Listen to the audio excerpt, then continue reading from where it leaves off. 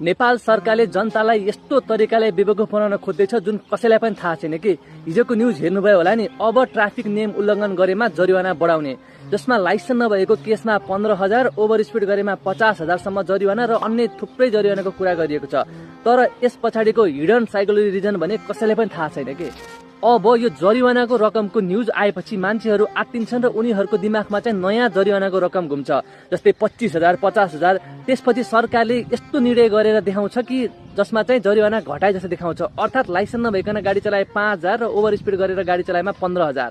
अर्थात् यो रेट चाहिँ हिजो मिडियामा आएको रेट भन्दा कम देखिन्छ, जसले गर्दाखेरि चाहिँ उनीहरूले चाहिँ हामीले जरिवाना घटायौँ जस्तो गरेर देखाउँछ। तर रियालिटीमा त्यो जरिवाना घटेको भने हुँदैन। पहिला 1,000 लाग्थ्यो भने अहिले 5,000 लाग्छ, पहिला 2,500 लाग्थ्यो भने अहिले 15,000 जरिवाना लाग्छ।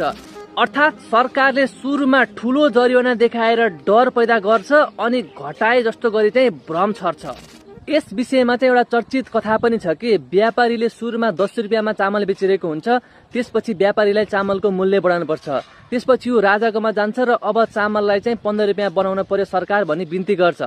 राजाले भन्छ चामलको मूल्य 30 रुपियाँ बना। भोलिपल्टबाट 10 रुपियाँको चामलको मूल्य चाहिँ 30 रुपियाँमा बिक्री हुन्छ र त्यसपछि जनताहरू आक्रोशित हुन्छन् र राजाकोमा जान्छन् र भन्छन्, हेर्नुहोस् त राजा, 10 रुपियाँको चामल 30 रुपियाँ पुग्यो, तपाईँले केही गर्न पर्यो। त्यसपछि राजाले चाहिँ व्यापारीलाई आदेश दिन्छ कि चामलको मूल्य घटाएर 15 रुपियाँमा झार।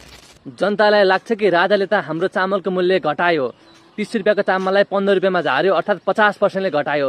तर रियालिटीमा चाहिँ चामलको मूल्य 10 रुपियाँबाट बढेर 15 रुपियाँ पुगेको छ, अर्थात् 50% बढेको छ। तर यो कसैलाई पनि थाहा हुन्न। यसरी राजा सधैँ महान बनिरहन्छन् र जनता चाहिँ सधैँ बेवकुफ बनिरहन्छन्।